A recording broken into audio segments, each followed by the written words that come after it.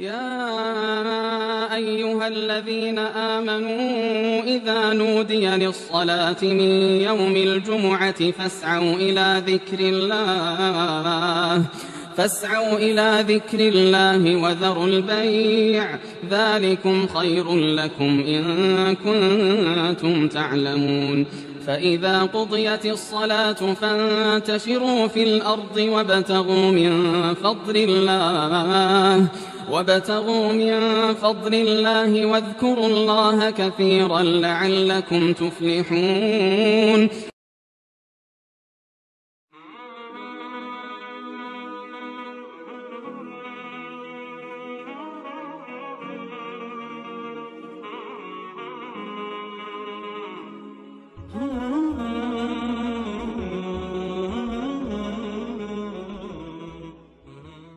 الله أكبر الله أكبر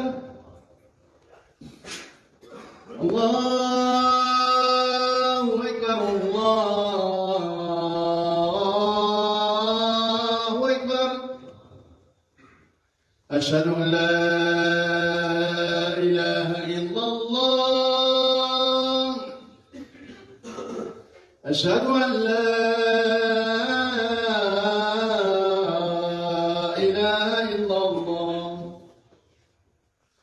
أشهد أن محمدًا رسول الله.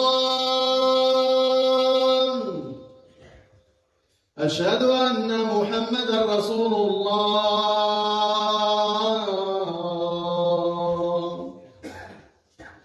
حي على الصلاة.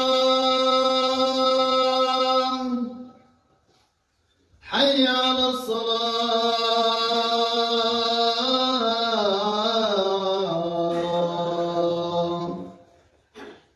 حي على الفلاح.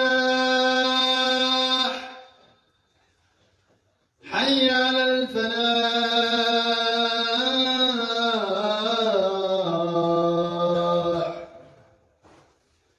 الله أكبر الله أكبر.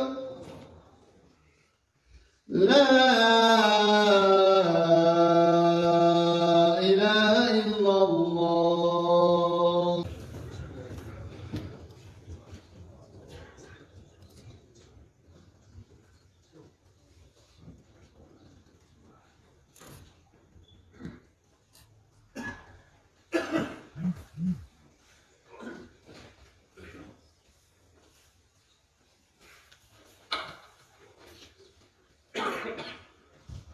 إن الحمد لله نحمده ونستعينه ونستهديه ونستغفره ونعوذ بالله تعالى من شرور أنفسنا ومن سيئات أعمالنا. إنه من يهده الله فلا مضل له ومن يضلل فلا هادي له. وأشهد أن لا إله إلا الله وحده لا شريك له وأشهد أن محمدًا عبده ورسوله وخيرته من خلقه وصفيه وخليله صلى الله عليه وعلى آله وأصحابه الغر الميامين إلى يوم يقوم فيه الناس لرب العالمين. يقول الله تبارك وتعالى: يا أيها الذين آمنوا اتقوا الله حق تقاته ولا تموتن إلا وأنتم مسلمون. يا أيها الناس اتقوا ربكم الذي خلقكم من نفس واحدة وخلق منها زوجها وبث منهما رجالا كثيرا ونساء واتقوا الله الذي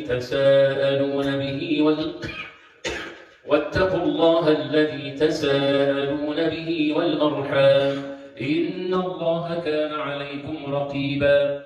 يا أيها الذين آمنوا اتقوا الله وقولوا قولا سديدا يصلح لكم أعمالكم ويغفر لكم ذنوبكم ومن يطع الله ورسوله فقد فاز فوزا عظيما.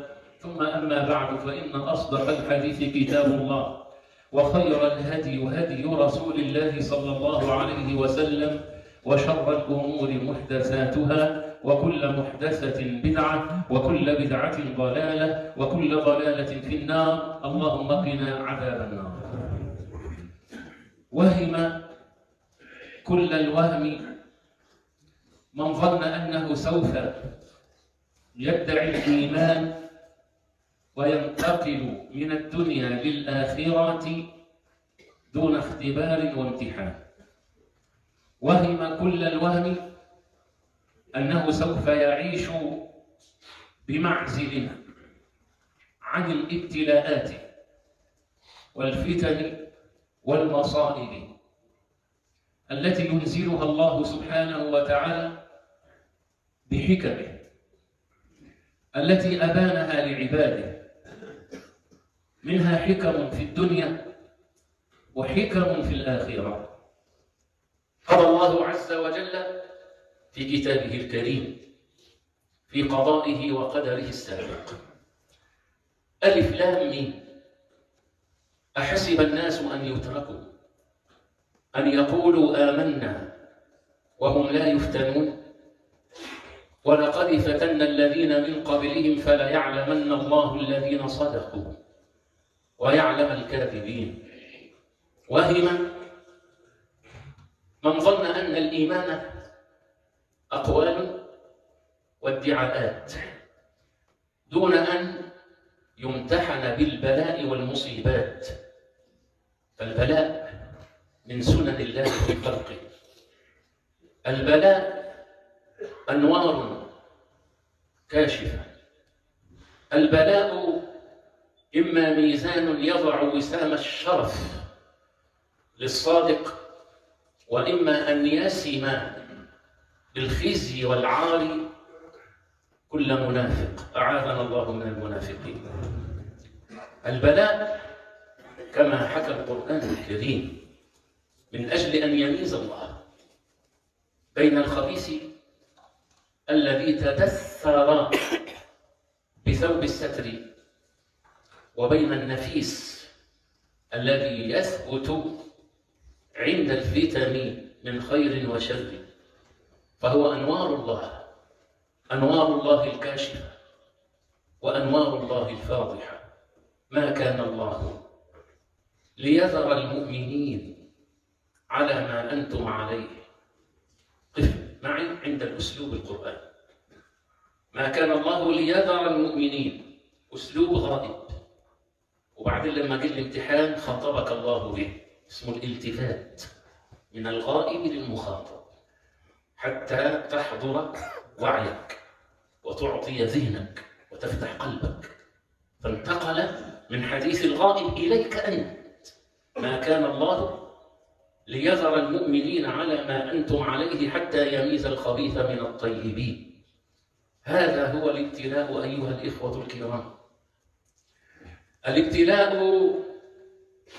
كما أخبر سيدنا صلى الله عليه وسلم ينزل على أهل الإيمان وهم فريقان، وينزل على غيرهم. أما أهل الإيمان فينقسمون إلى قسمين: محسنون ومقصرون مسيئون. فأما أهل الإحسان فرفعة درجات وعلو منزلة وقربات. ولذا رأينا كيف حكى القرآن الكريم من تقتيل النبيين. فهذا زكريا عليه السلام ينشر بالمنشار فلقتين، وهذا يحيى عليه السلام ولده تقطع رأسه بالسكين ويقدم إلى راقصة، وهذا عيسى عليه السلام حاولوا أن يصلبوه فنجاه الله ورفعه الله لينزل لحكمة الله، ليختم الله سبحانه وتعالى بحكمه هذه الأمة فيحكمها بالقرآن وبسنة رسول الله صلى الله عليه وسلم، كرامة للأمة أولها محمد وآخرها المسيح يحكم برسالة أخيه محمد صلى الله عليه وعلى آله وصحبه وسلم. فيرفع الله بهذا الابتلاء الدرجات. ولذا القرآن يقص علينا هذه الحكم. لماذا؟ ليقوي اليقين، لكي يكون جهازك الدفاعي المناعي عند هجوم الفيروسات والميكروبات جاهزا للدفاع، ولكي يعود من بعد المرض أعظم صحة وأشد قوة وأبصر بالجرثوم. وهذه من حكم الله الدنيوية، أن الابتلاء مدرسة القادة، جامعة الإعداد، يخرج منه الطفل قائدا عظيما وملهما سديدا، تعلم من الأخطاء وتمرس في أتون اللهيب والنار لكي يكون قائدا في المستقبل كما كان في طفولته رجلا. وهكذا الله سبحانه وتعالى يختار من عباده من يهيئهم للمستقبل في مدرسة الإعداد الربانية. حكم كثيرة وفوائد غزيرة. ولذا إخواني قص الله علينا القصص، وأخص هنا بالذكر قصص الآلام والوجع والجراحات والنكبات، وأعلاها ما قرأناه في الماضي: وما رأينا مثله وأعظم منه في الحاضر. اقرأ سورة البروج: قتل أصحاب الأخدود النار ذات الوقود إذ هم عليها قعود وهم على ما يفعلون بالمؤمنين شهود. ما ذنبهم؟ أنهم قالوا ربنا الله، إلا أن يقولوا ربنا الله عز وجل فخدوا لهم الأخاديد وحفروا لهم الخنادق وأحرقوهم أحياء، رجال ونساء وأطفال، وما نقموا منهم إلا أن يؤمنوا بالله العزيز الحميد. حرقوا ولكنهم خلدوا، خرجت أرواحهم إلى أعلى عليين، وبقي من حرقهم في أسفل سافلين. خزي الدنيا وعارها وعذاب الآخرة وما أعده الله سبحانه وتعالى لهم من أليم عقابه وشديد عذابه. نفس الصورة التي نراها، التي سمعناها وقرأناها، نراها عيانا اليوم. لا تحسبن أن الله غافل، حاشاه، أو أن الله ضعيف، حاشاه. ولهذا سبحانه ختم الآية بصفتين حتى يقوي إيمانك ويقينك: وما نقموا منهم إلا أن يؤمنوا بالله العزيز، فما فعل بكم من قتل وتحريق رجالا ونساء وأطفالا. ليس هذا إشارة ولا فيه أدنى دلالة على أن الله ضعيف، حاشاه، ولكن شاء الله عز وجل أن يجعل هذا الممر وهذا المعبر وتلك السويعات التي نعيشها جميعا، المؤمن والكافر، إلا نار امتحان ينكشف عن الفريقين: فريق له ذل الدنيا وعذاب الآخرة، وفريق احتسب وصابر وجاهد حتى آتاه الله العزة في الدنيا، إما بالنصر وإما بالاستشهاد مع كرامة الآخرة. هذه من حكم الله سبحانه وتعالى. ولنبلونكم حتى نعلم المجاهدين منكم والصابرين، ونبلو أخباركم، نبين أحوالكم، نظهر صفاتكم، فنحن جميعا متساوون في الرخاء. القول سهل ميسور، كل يدعي الشجاعة والجود والكرم والوفاء والأمانة، واكتب ما تشاء من جميل الخصال وكريم السجال، ولكن عند الأزمات وعند الابتلاء يظهر المنافق ويظهر الصادق، حتى نعلم المجاهدين منكم والصابرين، ولا ينحصر فكرك ويقصر فهمك على أن نعلم المجاهدين محصورة بالسيف.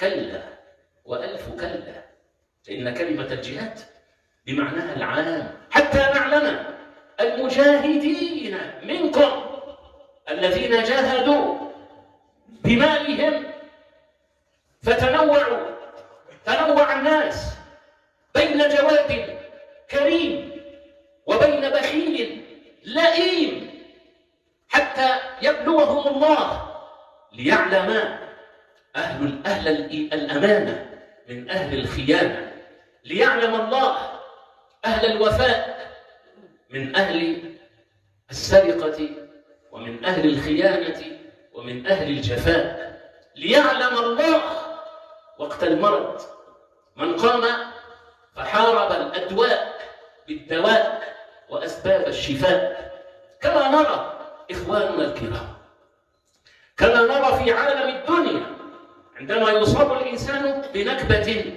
أو بمحنة، هذا تعثر في دراسته فينقسم الطلاب فريقين: مستسلم ترك العلم عند أول وهدة وفي أول سقطة، وآخر راجع نقاط ضعفه فعاود تحصيله ودرسه ليصل إلى مبتغاه ويصل إلى هدفه.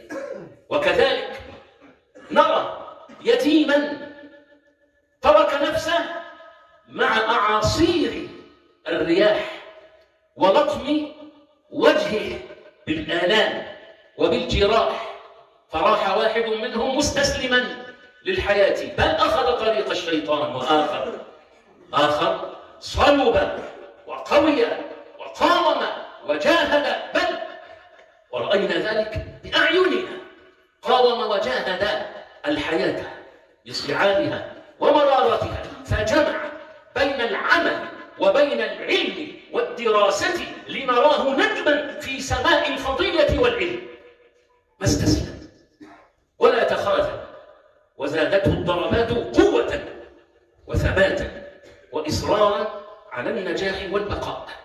وهكذا أيها الإخوة الكرام ينزل البلاء لحكم ربانية يربي الله فيها أولياءه وجنده ليزيد إيمانهم ويزيد يقينهم بالله عز وجل، وليعودوا بعد دروس الابتلاء والاختبار أنفذ عزيمة وأشد قوة وأقوى صلابة وأعظم خبرة وأشد استعدادا لموجات ضربات الحياة. فإياك ثم إياك ثم إياك أن ينكسر عودك وأن يضعف صلبك إذا ما ابتليت، فالله سبحانه بحكمته لم يكتب العلو ولا الإمامة، ليست إمامة محراب مقصورة، لا، الإمامة الرفعة، العلو، السيادة، العزة، وجعلناهم أئمة. متى؟ لما صبروا وكانوا بآياتنا يوقنون. وهكذا تأتي دروس الإيمان أيها الإخوة الكرام، لنربط الماضي بدروسه وبالحاضر وبعبره حتى نستفيد مما يقصه الله عز وجل علينا. وهكذا رسول الله صلى الله عليه وسلم يعلمنا عباد الله عز وجل: أشدكم بلاء الأنبياء، حتى إذا ما امتحن الإنسان لا يتزعزع دينه: يا رب إني مسلم مؤمن موحد مصل أؤدي واجباتي وأطيعك فيما افترضت علي، لماذا تركتني مولاي؟ ولسان القدر يقول له: عبدي ما ابتليتك لأهينك وما حرمتك لأحرمك، وإنما منعتك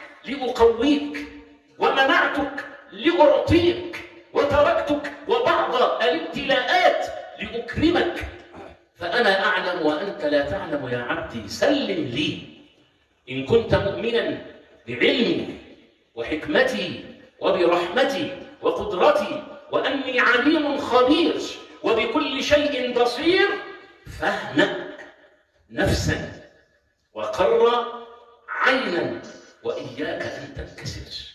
لماذا؟ سوف تخسر الدنيا والآخرة. إخواني الكرام، كل شيء قد يعوض في الدنيا. ذهب ماله يرزقه الله أضعافا، ذهب منصبه قد يعلي الله قدره أعظم وأحسن وأجمل مما كان.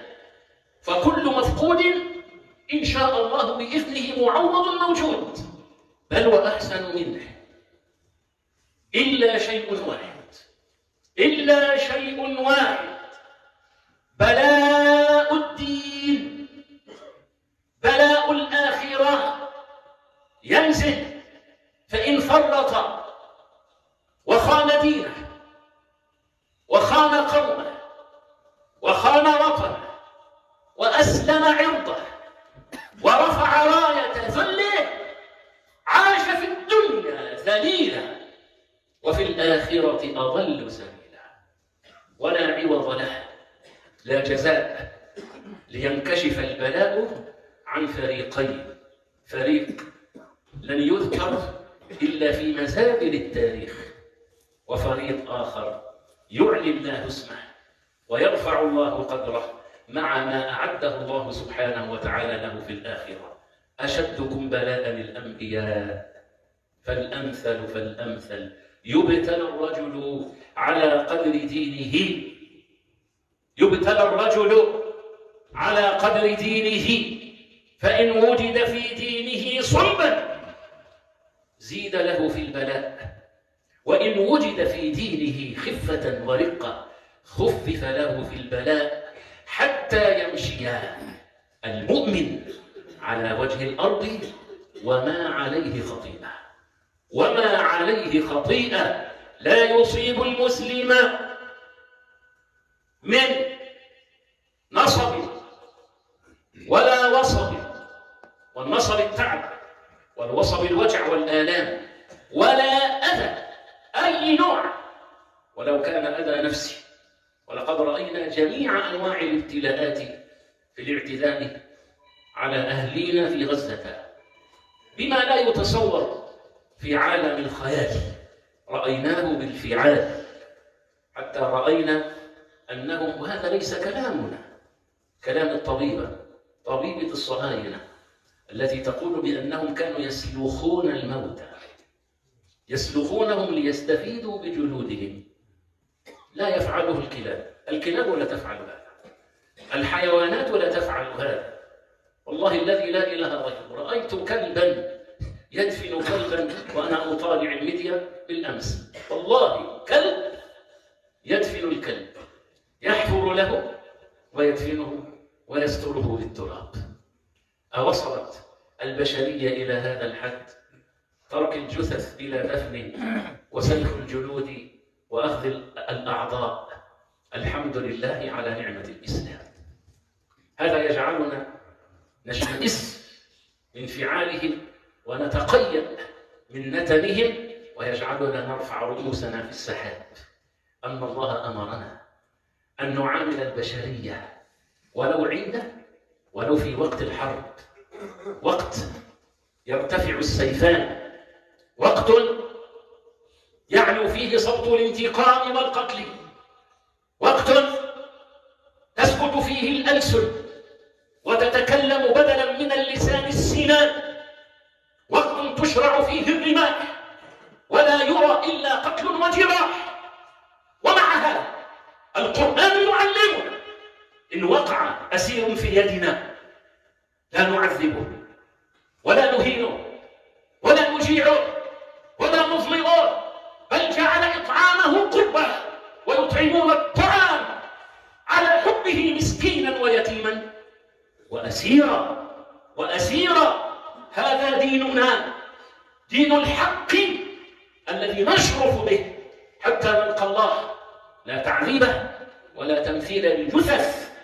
وهذا النبي محمد صلى الله عليه وسلم وأصحابه من بعده ما مثلوا بقتيل ولا تركوا أموات مشركين بالعراء قبل أن يرجع إلى المدينة في أول غزوة بدر حفر لقتل المشركين ووراهم أجمعين. وهكذا في كل معارك المسلمين الصحابة والتابعين الذين تمثلوا الإسلام خلقا في كل أحوالهم، في سلمهم، في حربهم. يحكمنا دين ويحكمنا إسلام، فالحمد لله على نعمة الإسلام. أقول قولي هذا وأستغفر الله لي ولكم فاستغفروه.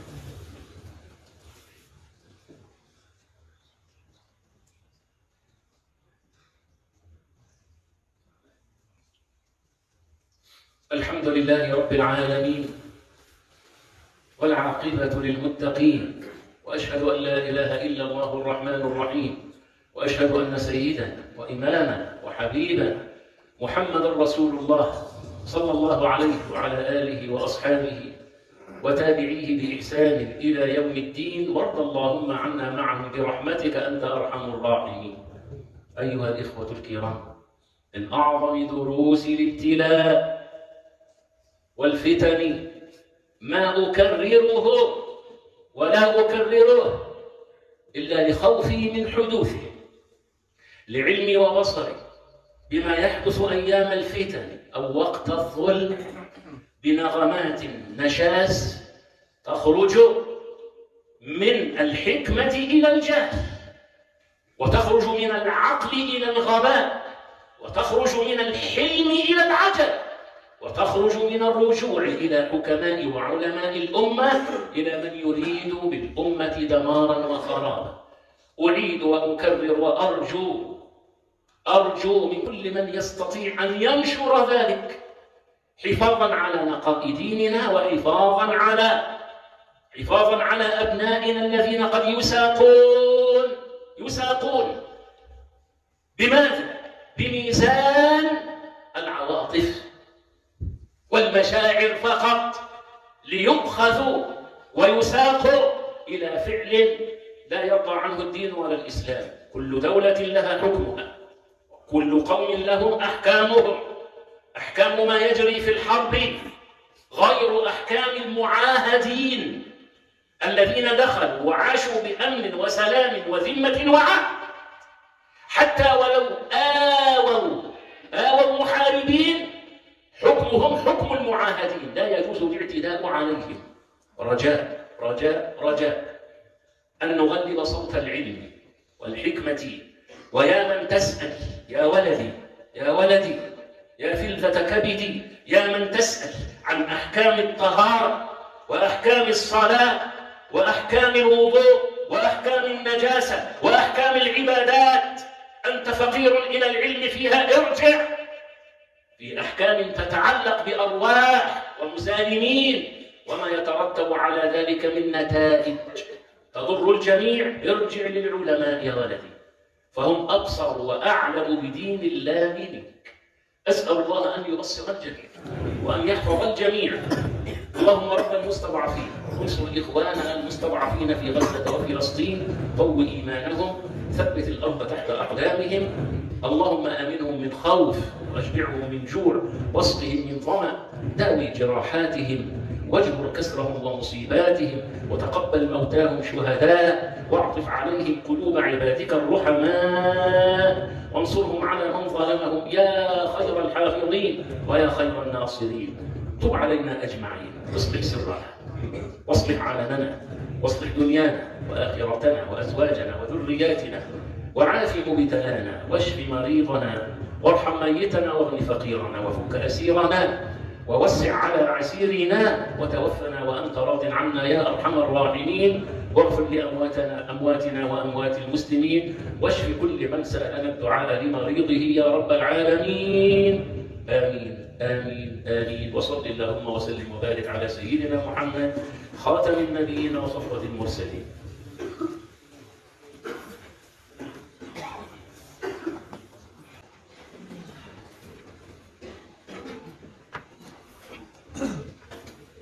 الله أكبر الله أكبر، أشهد أن لا إله إلا الله، أشهد أن محمدا رسول الله. حي على الصلاة، حي على الفلاح، قد قامت الصلاة، قد قامت الصلاة. الله أكبر الله أكبر، لا إله إلا الله.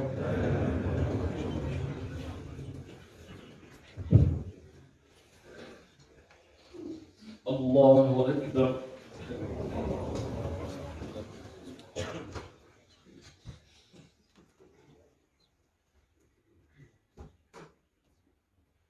الحمد لله رب العالمين الرحمن الرحيم مالك يوم الدين، إياك نعبد وإياك نستعين، اهدنا الصراط المستقيم صراط الذين أنعمت عليهم غير المغضوب عليهم ولا الضالين.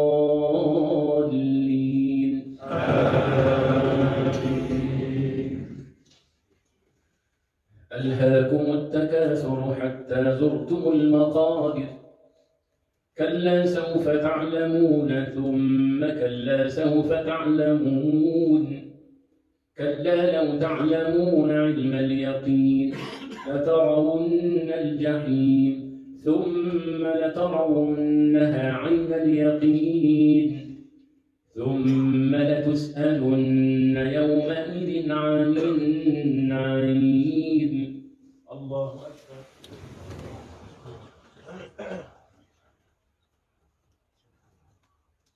سمع الله لمن حمده. الله أكبر.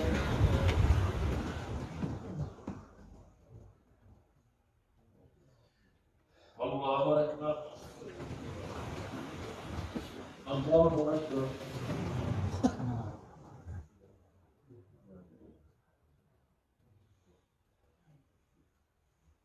الله أكبر.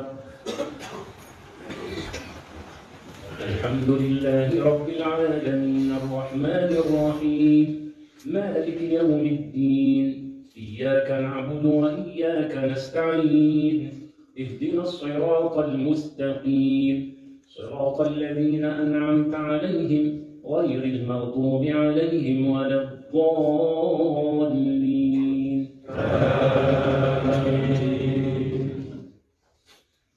ألم تر كيف فعل ربك بأصحاب الفيل، ألم يجعل كيدهم في تضليل، وأرسل عليهم طيرا أبابيل ترميهم بحجارة من سجيل فجعلهم كعصف مأكول.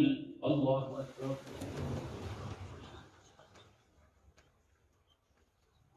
سمع الله لمن حمده. الله أكبر.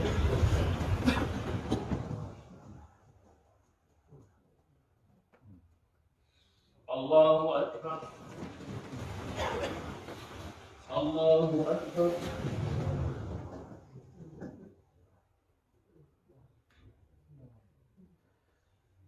الله أكبر.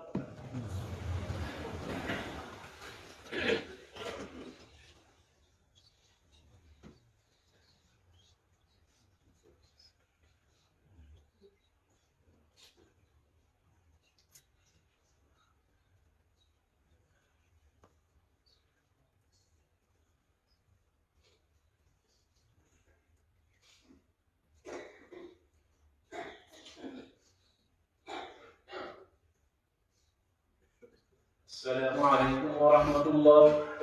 السلام عليكم ورحمة الله.